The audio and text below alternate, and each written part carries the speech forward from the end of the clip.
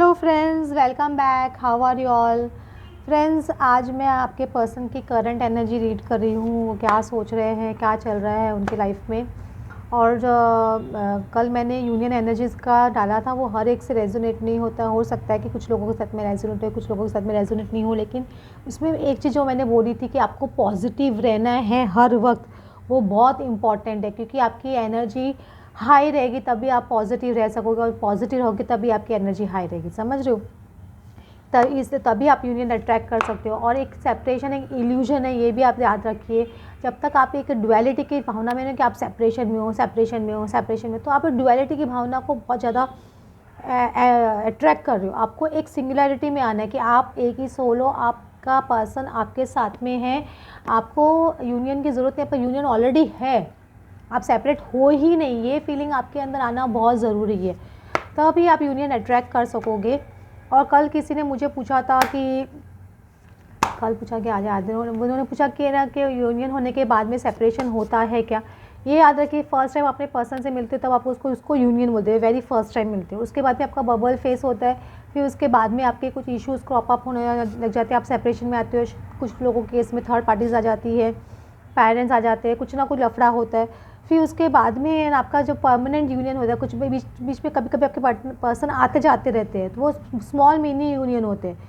शादी होने के बाद में भी बोल रहे हो, शादी होने के बाद में जब आपकी परमानेंट, अगर शादी होने के बाद सेपरेट हो चुके हो, तो वो भी आपका एक ट्विन फ्लेम जर्नी में ही होने कि आप पहले मिले, आपकी शादी हुई, आपका बबल फेस चला, फिर आप सेपरेशन में चले गए। समझ रहे हो? तो वो आपका सेपरेशन फेस, फिर वापस आप रीयूनियन में आते हो ना, तब आपका सेपरेशन नहीं होता है परमानेंट यूनियन में आने के लिए। क्योंकि जब आपको वो फीलिंग ही नहीं आएगी, आपको वो क्वेश्चन भी दिमाग में नहीं आएगा कि हम लोग का सेपरेशन होगा क्या। क्योंकि वो क्वेश्चन आपके मन में कहीं ना कहीं आ रहे हैं कि मैं सेपरेट तो नहीं हो जाऊंगा या सेपरेट, तो कहीं ना कहीं कुछ ना कुछ वर्क रह गया है। ये याद रखिएगा, वो क्वेश्चंस ही नहीं आएंगे।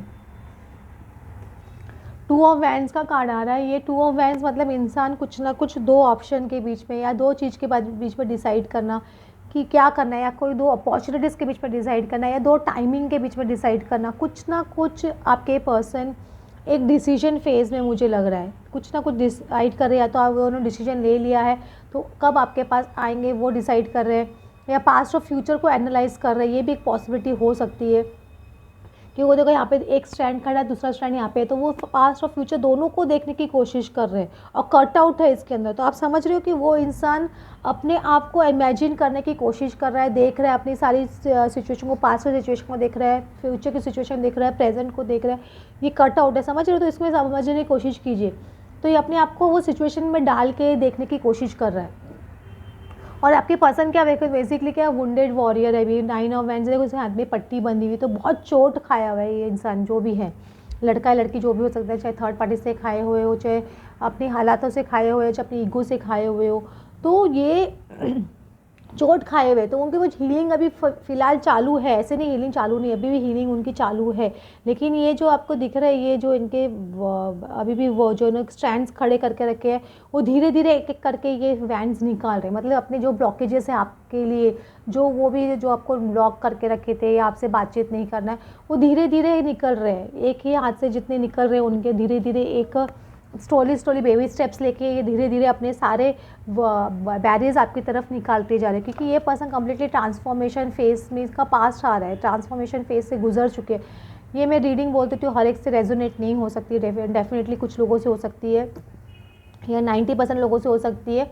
कुछ हो सकता है कि आपके पर्सन ट्रांसफॉर्मेशन फेस में एट प्रेजेंट हो। ये पर्सन का ट्रांसफॉर्मेशन काफ़ी हद तक हो चुका, क्योंकि ये पास्ट का एनर्जी में खुल रही है। डेथ कार्ड आ रहा है, तो डेथ कार्ड मतलब कभी भी इंसान एक फेस से निकलना, इस फेस से निकल के उस फेस पे आना, कम्प्लीटली एनर्जी चेंज हो जाना, कम्प्लीटली उनका सोचने का तरीका बदल जाना। समझ लो, इनकी completely transformation is very very painful. ये याद रखिए, आपका ट्रांसफॉर्मेशन कैसे हुआ था, आप कितने पेनफुल चीज़ों से गुजरे, वैसे ही आपके पर्सन का ट्रांसफॉर्मेशन बहुत पेनफुल रहा होगा। इसमें एंसेस्टर कर्मा भी, देखो इसमें स्नेक दिखा, एंसेस्टर कर्मा भी क्लियर करना होता है, इसमें पास्ट लाइफ कर्मा भी क्लियर करना होता है। इसमें ये जो दिखा रहे हैं इसका, ये पास्ट लाइफ है, तो पास्ट लाइफ कर्मा भी क्लियर करना होता है। बहुत सारी चीज़ें होती है। इंसान को ईगो डेथ भी होता है, बहुत सारी जो डेविल एनर्जीज़ है उसको भी ख़त्म करना पड़ता है। तो बहुत सारी ये जो एनर्जीज़ है उनको कंप्लीट करके इंसान आगे बढ़ता है, वो ट्रांसफॉर्मेशन फेस में ज़्यादा होती है।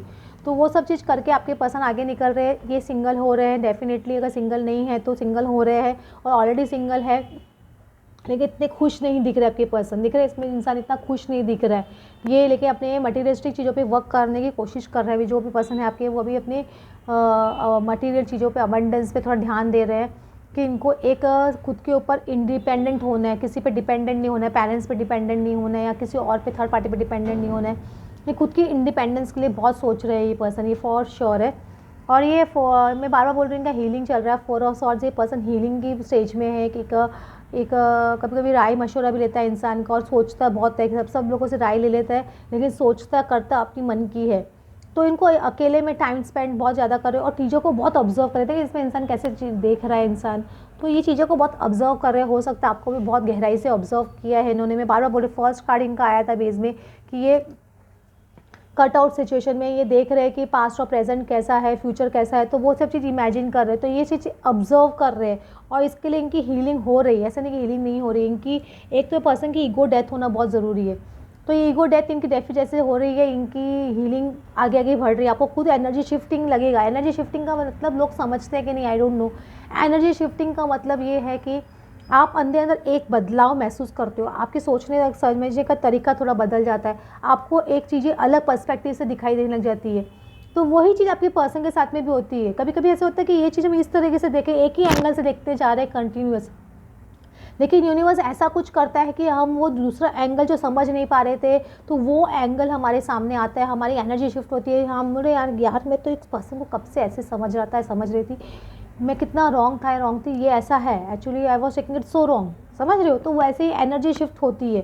तो ये एक न्यू बिगनिंग डेफिनेटली हो रही है आपके पर्सन की, आपकी जर्नी की। उनके डेथ के बाद में इंसान का डेफिनेटली एक नई जर्नी पे निकलता है, एक नई ट्रांसफॉर्मेशन के बाद में नई जर्नी उनकी स्टार्ट होती है। तो वो एक नई जर्नी फुल एक नई एनर्जी है, तो न्यू एनर्जी में आ रहे हैं, लेकिन उनको अभी भी थोड़ी स्ट्रेंथ की ज़रूरत है। ऐसा स्ट्रेंथ की ज़रूरत है उनको, बहुत स्ट्रेंथ रखे आपके पर्सन, और बहुत स्ट्रेंथ के साथ में उनको डिसीजन लेना है। सपोज थर्ड पार्टी को छोड़ना है या पेरेंट्स के अगेंस्ट जाना है, तो उनको बहुत एक स्ट्रॉन्ग डिसीजन लेके आगे बढ़ रहा है ये पर्सन, और बहुत हिम्मत रख के आगे बढ़ रहे हैं। और डेथ और रीबर्थ का कार्ड आ देखो, इसमें डेथ भी हो रही है और रीबर्थ भी हो रही है, और डोरबेल ने भी कंफर्म किया है डेथ और रीबर्थ। रीबर्थ में इंसान कैसे न्यू छोटा बेबी जैसे हो जाता है, न्यू चाइल्ड, एक न्यू पर्सन, न्यू पर्सपेक्टिव, इसमें मतलब न्यू पर्सपेक्टिव होने इंसान के, नई जन्म है ना, एक नया जन्म, सोचने समझने का तरीका कम्प्लीटली चेंज हो जाना, समझ लो। जो चीज़ जो हमेशा 360 डिग्री जैसे ना टेबल टर्न हो जाना, कि ये इंसान ऐसे सोच रहा था पहले, फिर अभी ऐसे सोच रहा है, वो बात हो गई है।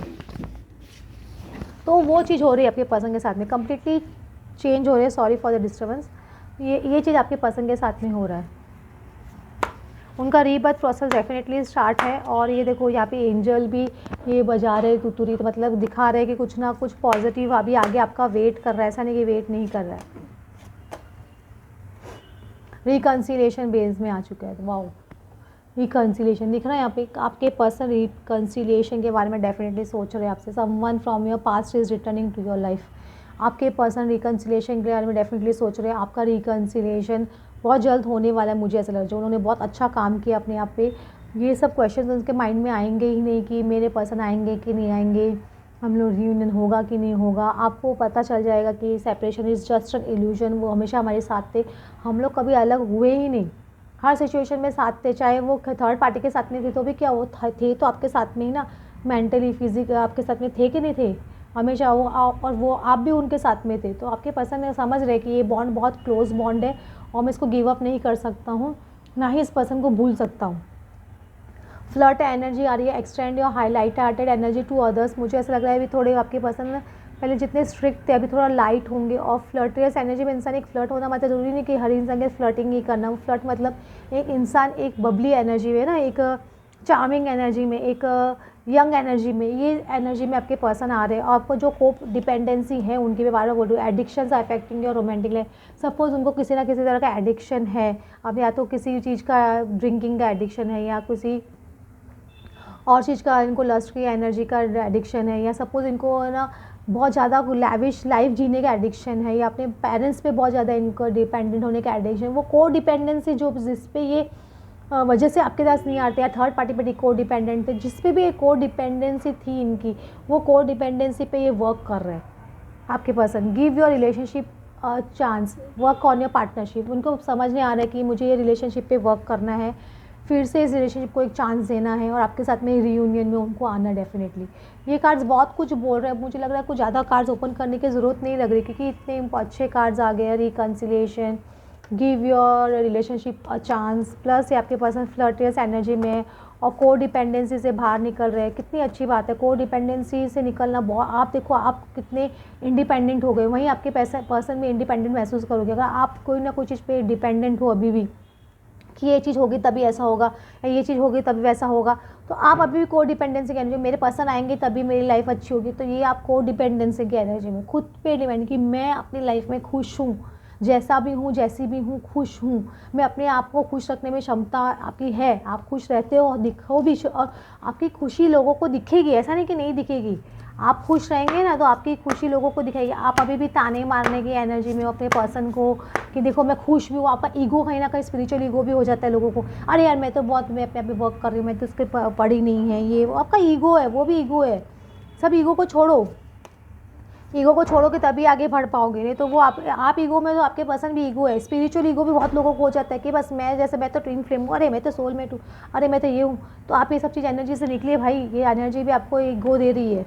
Nothing is yet set in the stone. अगर आपको लग रहा है कि मेरा रिलेशनशिप खत्म हो चुका है, मेरे पार्टनर से कुछ नहीं बचा है, कुछ नहीं, तो ये चीज़ जो है ना, ये 3D है, ये कुछ भी कभी भी चेंज हो सकता है, मिरेकल हो सकता है। नथिंग मतलब पत्थर की लकीर नहीं है कि जो हो गया सो हो गया, समझ। A new start is coming, आपकी डेफिनेटली एक न्यू स्टार्ट, ये कल परसों जो गया है ये न्यू मून, उसके अंदर आपकी एक नई स्टार्ट डेफिनेटली हो चुकी है। प्रॉस्पेरिटी लाइज हेड, आप लोगों की लाइफ में काफ़ी अबंडेंस मुझे आते हुए दिख रहा है अभी। बहुत आपके जो आपकी मैनिफेस्टेशन थोड़ी थोड़ी आप देखना काफ़ी होने लग गई है, और काफ़ी लोग महसूस भी करते होंगे उनकी मैनिफेस्टेशन हो रही है। Why do you need to release, what you do need to release, आपको ये गॉड ये भी बता रहा है कि आपको क्या चीज़ रिलीज़ करनी चाहिए। आप सपोज कुछ ईगो आपके अंदर है या को डिपेंडेंस की एनर्जी आपके अंदर है, तो आप प्लीज़ वो सब चीज़ों को भी रिलीज़ कर दीजिए और कम्प्लीटली सरेंडर स्टेज में आइए, गॉड को सरेंडर कीजिए और देखिए कितना अच्छा लगेगा। किसी को ताना मत मारिए, किसी को भी नीचा मत दिखाइए कि वैसे वो मुझे बोलना है या सुनाना है कि यार मैं तो बहुत वो हो गई हूँ, मैं तो किसी की परवाह नहीं करती हूँ। ये चीज़ कभी ही ताने मत दो, बिल्कुल मत दो, ये मैं बोलूँगी आप लोगों को। और फ्रेंड्स, आपको आज की रीडिंग अच्छी लगी please like and subscribe. Thanks for watching.